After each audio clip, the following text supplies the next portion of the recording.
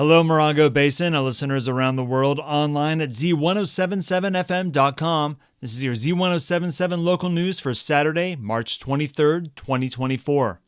A proposed 184-acre solar array in 29 Palms was the sole and hot topic at an early public meeting last Thursday in Lucky Park. It was led by City of 29 Palms Community Development Director Keith Gardner and Nicole Christie, a representative from the consultancy group Terra Nova.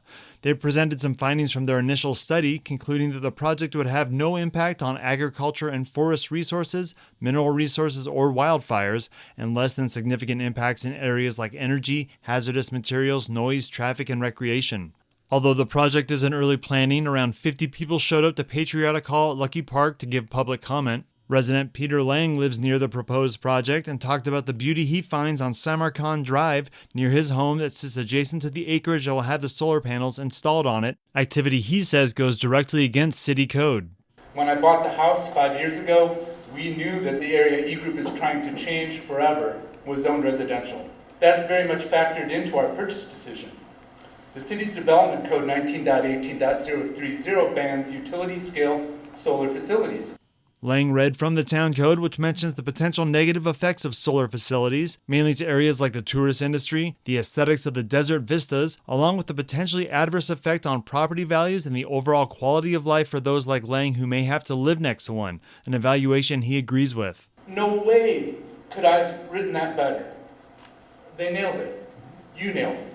One of the main areas concern brought up that night is the extensive grading which would be needed to install the 160,000 solar panels, potentially destroying habitat for endangered natives like the Mojave tortoise or nests for ground dwellers like burrow owls, species both seen by 29 Palms resident Kim Ordeman while she rides the area on her horse. I will tell you there's burrowing owls, there are tortoises, there are tons of quail. Where I live, we used to have burrowing owls and quail. I live close to Wilshire.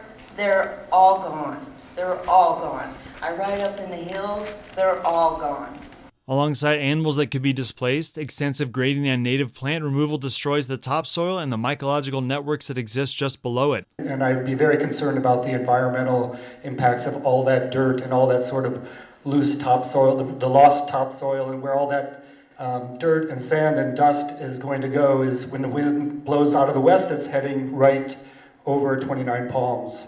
Other participants at Thursday's meeting said that they felt the developer was threatening the residents with bypassing the city and partnering with the state to get the development done. Robert Smith from K&L Gates was there representing the solar array applicants and offered some clarification. There is a process by which applicants that are proposing renewable energy projects can go to Sacramento. We're here because we don't want to do that. That is an option, certainly, but that's not option A, B, C, or probably D. We're hoping that E-Group can work with the city to develop a project that the city can be proud of and that E-Group can be proud of, and that's why we're going through the process of the city instead of going with the process of Sacramento. Although the majority of public comment was against the development of the solar array, there was some support, mainly that solar energy in the state of California is an inevitability and it has to be built somewhere, so why not somewhere that we can visualize where we get our energy to power our lifestyles? Whether it's opposition or support, the public is open to make their comment about the upcoming development, and Nicole Christie from the Terra Nova Group summed it up. You're going to have multiple opportunities to comment in writing. After the EIR is finished, there will be public hearings for both the Planning Commission and the City Council.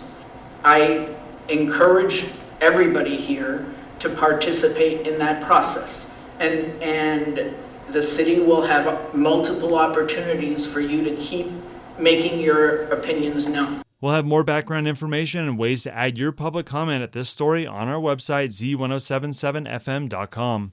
Well, everything old is new again today at the High Desert Nature Museum. They're opening their brand spanking old art show featuring artists from Yucca Valley and throughout the Morongo Basin. With more, here's art lover Jeff Harmatz. The show, which debuts today, is called Metamorphosis, a recycled art exhibition, and features works that were submitted over the last several months by local artists. Each piece is made from objects that have been utterly transformed, be it via deconstruction, reconstructions, natural or even supernatural means. The show debuts today at the High Desert Nature Museum, located at the Yucca Valley Community Center, and is completely free. If you miss today's opening, the show will run through the rest of March and into April. The museum is open Wednesdays through Saturdays from 10 a.m. to 5 p.m. An opening reception will be held next Saturday evening from 5 p.m. to 7 p.m. Everyone is invited to come by and meet the contributing artists. Light refreshments will be served. For more information about this show and upcoming events, visit highdesertnaturemuseum.org. Reporting for Z107.7, I'm Jeff Harmetz.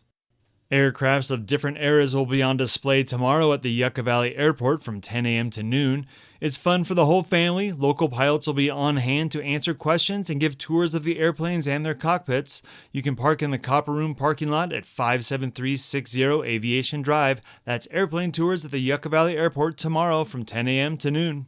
What's being described as a lunar celebration and collaborative public art project, Desert Moon is a free event happening tomorrow at Sky's the Limit Observatory and Nature Park in 29 Palms. Join artist Ben Alanoff in the creation of a monumental sculpture. Participants will use their hands to weave hundreds of sticks into a frame and eventually a giant sculpture. The Desert Moon sculpture will align with the path of the full moon when it rises in the east at 7 p.m. When the weaving is done, it'll be time to enjoy the simultaneous sunset and moonrise with an improvised performance from virtuoso double bassist Janie Cohen, full moon poems, telescope views, and a Q&A with astronomer John Watkins. Sky's the Limit also features a Zen garden, a walkable scale model of the solar system, a nature trail, and a collection of monumental steel sculptures by Simi Daba. You're invited to bring your own picnic dinner and chairs and blankets. That's the Desert Moon Collaborative Art Event on Sunday from 4 p.m. to 8 p.m. at Sky's the Limit Observatory. That's at 9697 Utah Trail in 29 Palms.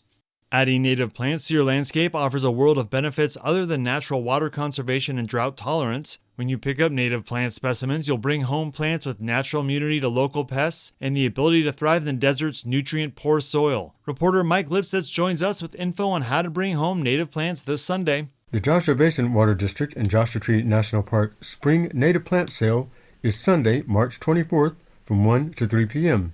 at the Water District office next to the Demonstration Garden on Choita Road in Joshua Tree. All proceeds benefit the Native Plant Education Program.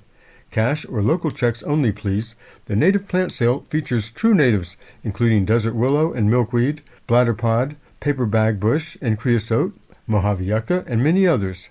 Seedlings cost $9 each, or 3 for $25. There will also be a free seed and plant swap booth, garden tours, and planting advice. Reporting for Z107.7 News, this is Mike Lipsitz. Thanks, Mike. I'll be there picking up some desert willow and bladder pods. It's still a great time to get plants in the ground and established for springtime. If you have questions about gardening here in the high desert, check out the Unique Garden Show with Mike Branding right here on Z107.7 every Saturday from 8:30 to 9 a.m. If you miss it today, don't stress. It's available as a podcast wherever you download them or at z1077fm.com/podcasts. Family members of a Joshua Tree man who has gone missing are still seeking the public's help in looking for him. Douglas Black was last seen on Monday, February 28th, driving a 2011 white Dodge Charger in Pomona, California. Friends and family members have had no success contacting him. Douglas Black is a musician who lives here and plays music in the Morongo Basin. We'll have a picture of Douglas and his car on the website. If you have any information regarding this missing person or if you see Douglas Black, do not attempt to approach him and call the Morongo Basin Sheriff's Station at 760-366-4175. And that's your local news for Saturday. You can hear local news 7 times a day, 7 days a week at 7, 8, 9, noon, 4, 5, and 6. More Morongo Basin residents get their local news from Z107.7 than any other source. Reporting out of Joshua Tree, California, alongside the award-winning Z107.7 News team, I'm Robert Hayden.